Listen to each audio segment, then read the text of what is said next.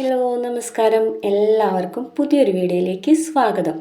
ഇന്ന് നമ്മൾ തയ്യാറാക്കാൻ പോകുന്ന റെസിപ്പി എന്ന് പറയുന്നത് എല്ലാവർക്കും വളരെ പെട്ടെന്ന് തയ്യാറാക്കാൻ പറ്റുന്ന ഒരു വെള്ളപ്പത്തിൻ്റെ റെസിപ്പിയാണ്. അരിയൊക്കെ കുതിർക്കാനായിട്ട് മറന്നു പോയിട്ടുണ്ടെങ്കിൽ എളുപ്പത്തിൽ തയ്യാറാക്കാൻ പറ്റുന്ന, വറുത്ത അരിപ്പൊടി വെച്ചിട്ട് വളരെ എളുപ്പത്തിൽ തയ്യാറാക്കാൻ പറ്റുന്ന ഒരു വെള്ളപ്പത്തിൻ്റെ റെസിപ്പിയാണ്.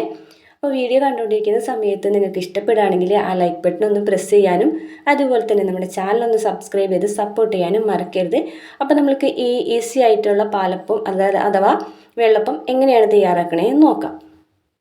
ആദ്യം തന്നെ ഒരു മിക്സിൻ്റെ ജാറിലേക്ക് 1.5 കപ്പ് അളവിൽ അരിപ്പൊടി ചേർത്ത് കൊടുക്കുന്നുണ്ട്. പത്തിരിയും ഇടിയപ്പമൊക്കെ ഉണ്ടാക്കുന്ന സാധാരണ വറുത്ത അരിപ്പൊടിയാണ്. 1.25 കപ്പ് ഇട്ടിട്ടുണ്ട്. 250 ml അളവ് കപ്പാണ് കേട്ടോ. ഇനി ഇതിലേക്ക് 1/2 കപ്പ് അളവിൽ തേങ്ങ ചിരുകിയതും 1/2 കപ്പ് അളവിൽ ചോറും കൂടെ ചേർത്ത് കൊടുക്കുന്നുണ്ട്. ചോറൊക്കെ നമ്മൾ ഏത് ചോറാണെന്നുണ്ടെങ്കിലും ചേർത്ത് കൊടുക്കാം. ഇനി ഇതിലേക്ക് നമുക്ക് ഈസ്റ്റ് ഇട്ട് കൊടുക്കാം. 1/2 ടീസ്പൂൺ ഈസ്റ്റ് ഞാൻ ചേർത്ത് കൊടുക്കുന്നുണ്ട്. ഇനി ഇതിലേക്ക് 1 ടീസ്പൂൺ അളവിൽ പഞ്ചസാരയും കൂടെ ചേർത്ത് കൊടുക്കുക. ഈസ്റ്റ് നമ്മൾക്ക് ഒരുപാട് ഉപയോഗിക്കാതിരിക്കുന്നതാണ് നല്ലത്. അതുകൊണ്ട് തന്നെ വളരെ കുറച്ചേ ഇട്ടിട്ടുള്ളൂ.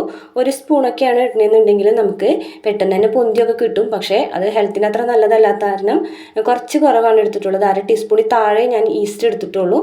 അപ്പോൾ ഇനി നമുക്കിതിലേക്ക് ആവശ്യത്തിനുള്ള വെള്ളം ചേർത്ത് കൊടുക്കണം. അപ്പോൾ നമ്മൾ എടുക്കുന്ന പൊടിയുടെ അനുസരിച്ചായിരിക്കും വെള്ളം കൂടിയും കുറഞ്ഞൊക്കെ ഇരിക്കും. അപ്പോൾ ഞാനിതിലേക്ക് 2 കപ്പ് അളവിൽ വെള്ളം ചേർത്ത് കൊടുക്കുന്നുണ്ട്.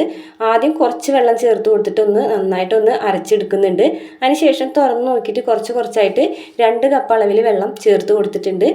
ഇതിപ്പോൾ ഞാൻ നന്നായിട്ട് അരച്ചെടുത്തിട്ടുണ്ട്. ഇനി നമുക്കിത് പൊന്താനായിട്ട് മാറ്റി വയ്ക്കണം. ചൂടുള്ള കാലാവസ്ഥയാണെന്നുണ്ടെങ്കിൽ ഒരുപാട് സമയമൊന്നും വേണ്ട നമുക്കിത് പൊന്തി കിട്ടാനായിട്ട്. ഇപ്പോൾ ഞാനിതൊരു പാത്രത്തിലേക്ക് ഒഴിച്ച് കൊടുക്കുന്നുണ്ട്.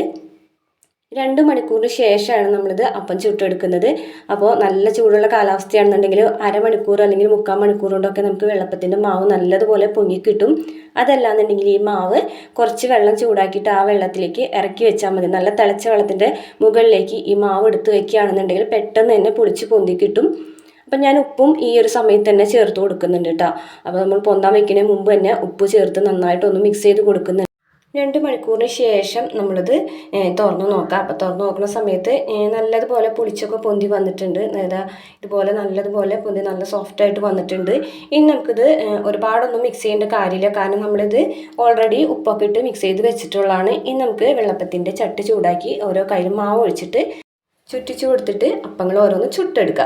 അപ്പോൾ ഇതിൽ പ്രധാനമായിട്ട് ശ്രദ്ധിക്കേണ്ട കാര്യം എന്ന് പറയുന്നത് നമ്മൾ എപ്പോഴും ചട്ടി ഭയങ്കരമായിട്ട് ചൂടാവാൻ പാടില്ല. ഓവർ ഹീറ്റ് ആയിട്ടുണ്ടെങ്കിൽ ഇത് നമ്മൾ മാവ് ഒഴിച്ചു കൊടുക്കുമ്പോൾ പെട്ടെന്ന് തന്നെ നമുക്കത് ചുറ്റിച്ചെടുക്കാനൊന്നും പറ്റില്ല. അപ്പോൾ അതുകൊണ്ട് ഫ്ലെയിം എപ്പോഴും കുറച്ചിട്ടിട്ട് വേണം നമ്മൾ മാവ് ഒഴിച്ചു കൊടുക്കാനായിട്ട്. അതിനുശേഷം കുറച്ചിട്ടിട്ട് തന്നെ നമുക്ക് ഓരോരോ അപ്പങ്ങളിങ്ങനെ ചുട്ടെടുക്കാം. അപ്പോൾ തീ കൂടി പോയിട്ടുണ്ടെങ്കിൽ എന്തായാലും നമുക്ക് നല്ല രീതിയിൽ ചുട്ടെടുക്കാൻ പറ്റില്ല. ഇപ്പോൾ ഇതേ ഒരു ലോ ഫ്ലെയിമിലിട്ടിട്ട് തന്നെയാണ് നമ്മൾ ഓരോരോ അപ്പങ്ങളൊക്കെ ചുട്ടെടുക്കുന്നത്.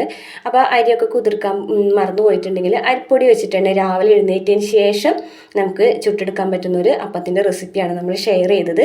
അപ്പോൾ നിങ്ങൾക്ക് ഈ വീഡിയോ ഇഷ്ടപ്പെടുകയാണെങ്കിൽ മറക്കാതെ നമ്മുടെ ചാനൽ ഒന്ന് സബ്സ്ക്രൈബ് ചെയ്ത് സപ്പോർട്ട് ചെയ്യണം. അതുപോലെ തന്നെ ലൈക്ക് ചെയ്യാനും മറക്കരുത്. പിന്നെ നിങ്ങളുടെ ഫ്രണ്ട്സിനും ഫാമിലിക്കൊക്കെ വേണ്ടിയിട്ട് നമ്മുടെ വീഡിയോസൊക്കെ ഒന്ന് ഷെയർ ചെയ്ത് കൊടുക്കുക. അതുപോലെ തന്നെ നിങ്ങൾ വെള്ളപ്പം ഉണ്ടാക്കി നോക്കുകയാണെന്നുണ്ടെങ്കിൽ നിങ്ങളുടെ അഭിപ്രായങ്ങളും നിർദ്ദേശങ്ങളൊക്കെ നമ്മുടെ കമൻറ്റ് ബോക്സിൽ വന്നിട്ട് അറിയിക്കാം കേട്ടോ. അപ്പോൾ ഇതേപോലെയുള്ള ഈസി റെസിപ്പീസുമായിട്ട് നമുക്കിനി വീണ്ടും നാളെ കാണാം. താങ്ക്